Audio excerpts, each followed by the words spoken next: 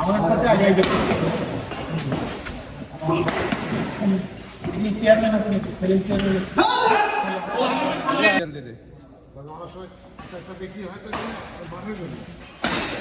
তো দে বৃহস্পতি সামনে বৃহস্পতিবার দিন ফোন সিরিয়াল দিয়ে দিবি। হ্যাঁ না না কথা বলে দেখো ওখান থেকে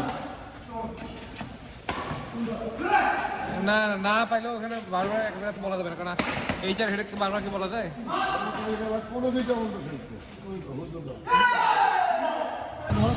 এইমাত্র আমাদের সেই সাবেক সাদ্দাম ব্যাডমিন্টন, যিনি অনেক ভালো খেলে থাকেন, আজকে এইখানে জুনিয়র দুই প্লেয়ার যিনি